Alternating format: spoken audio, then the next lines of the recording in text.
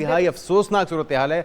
जंगलात का सफाया कर दिया हमने खुद अपने हाथ से। बिल्कुल, और वो लोग जो इसमें मुलव्विस पाए गए हैं, आखिर उनके भी घर वहाँ पर मौजूद हैं, उनकी फैमिलीज भी वहाँ पर मौजूद हैं, वो भी इसके असर का, उसके ऊपर भी इसका असर पड़ सकता है। तो इसलिए हमें किस तरह से इसको बचाना किस तरह से है, अपने माहौल को किस तरह से, माहौल दोस्त किस तरह से बनाना है। हमारे साथ मरियम शबीर मौजूद है, माहिर माहौलियात। वेलकम टू शो कहेंगे मरियम साहिबा आपको।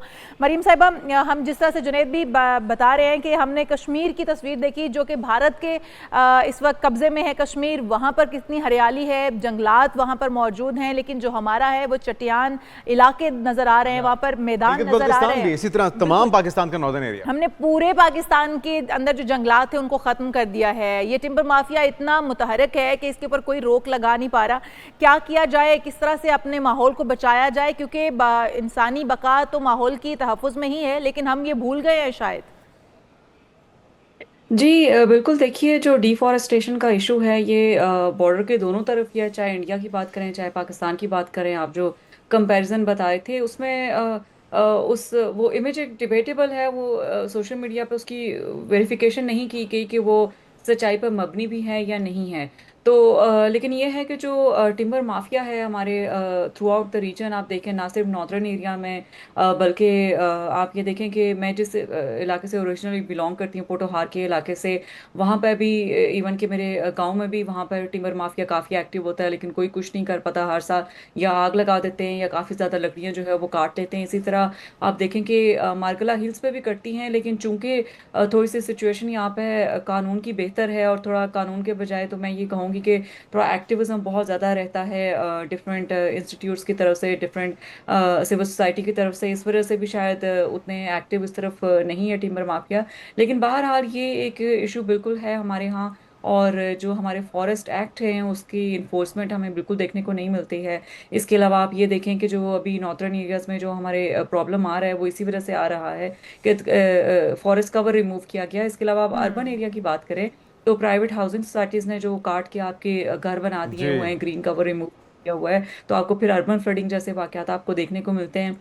कराची की तरफ जाए तो मैंग्रोव कवर जो है वो काफी कम रह गया है। तो हर बिल्कुल मरियम साहबा, लेकिन ये डिफॉरेस्टेशन तो एक फैक्टर है। इसके अलावा स्टोन क्रशिंग, जो मार्बल है, ग्रेनाइट है, दीगर कीमती पत्थर हैं, उनकी बेदरेग जो तोड़ फोड़ पहाड़ों की जारी है। फिर इंक्रोचमेंट का मामला, दरियाओं के, नदी नालों के रास्तों में जो होटल्स बना दिए गए। खुद मुसद्दिक मलिक साहब ये एतराफ़ कर रहे हैं कि उन्होंने 700 साढ़े 700 किलोमीटर की ड्राइव की वज़ीर आज़म की हिदायत के ऊपर ये सारा कुछ देखने के लिए। तो कह रहे हैं कि वो जो चीज़ें अपनी आंखों से देखें, और इवन हम भी, आप भी, जिस तरह से आपका भी पोटहार इलाके से ताल्लुक़ है, जो हम अपनी आंखों से देख रहे हैं वो तो हकीकत पे मबनी है, वो तो किसी सेटेलाइट तस्वीर से लिया हुआ नहीं है। वहाँ पे भी वाज़ेह एक फ़र्क नज़र आ रहा है कि जंगलों की कटाई बेदरग जारी है। तो अगर इसी तरह हम कंट्रीब्यूट करते रहेंगे माहौल को तबाह करने में, तो फिर आने वाले साल कितने तबाहकुन हो सकते हैं, और किन जंगी बुनियादों पर हमें इकदाम करने होंगे, और क्या क्या इकदाम करने होंगे फिर? जी देखिए, जो क्लाइमेट चेंज के इम्पैक्ट्स हैं वो ऑलरेडी पाकिस्तान को पिछले 2 दहाइयों का डेटा उठा के देख लें तो बहुत एविडेंट हैं कि हम कितने ज़्यादा जो है वो मल्टीफोल्ड किस्म के इम्पैक्ट हमें देखने को मिल रहे हैं। अभी गर्मियां हैं, बारिशों के स्पेल काफ़ी ज़्यादा हैं, तो हम सैलाब डिस्कस कर रहे हैं। अभी अगले 1-2 महीनों में हम स्मॉग का इशू बैठ के डिस्कस कर रहे होंगे। तो सर्दियों में इसी तरह पानी की कमी को डिस्कस कर रहे होंगे। फिर बाहर का मौसम आएगा तो उसमें ग्यालाबारी को बैठे डिस्कस कर रहे होंगे। हमारे मल्टीफोल्ड किस्म के ऑलरेडी इम्पैक्ट हमें देखने को मिल रहे हैं, और ये कोई नया फिनोमेना नहीं है। फ्रीक्वेंसी हमें जो है वो ऑफ कोर्स काफ़ी फ्रीक्वेंट हमें किस्म के इम्पैक्ट जो है थ्रू आउट द कंट्री नज़र आ रहे हैं। और ये साइंस ने पहले से बताया हुआ था कि अगर हमने इक़दामात ना लिए, मिटिगेशन पे काम ना किया, प्रिपेयर्डनेस पे हमने काम ना किया, तो इसी तरह के आपको फ्रीक्वेंसी इनकी और इंटेंसिटी ज़्यादा आपको नज़र आती रहेगी। और प्रॉब्लम ये है कि मलिक साहब तो खैर आप जो है वो मिनिस्टर बने हैं, लेकिन इससे पहले भी आप ये देखें, ये जो होटल्स खासतौर पर दरियाओं के ऊपर हैं, ये आपके गवर्नमेंट्स प्रोविंशियल जो हैं वो खुद अप्रूव करती हैं। इसके अलावा आप ये देखें कि जो नॉन क्रशिंग यूनिट की आपने बात की, टेक्सला में बहुत लंबे अरसे तक वहाँ पर रही हूँ। उसमें मैंने तकरीबन, मैं 14-15 साल की थी तब से मैंने यही देखा कि वो आपके कट रहे हैं पहाड़, मार्बल बनता है, सीमेंट उससे बनता है, स्टोन्स बनते हैं।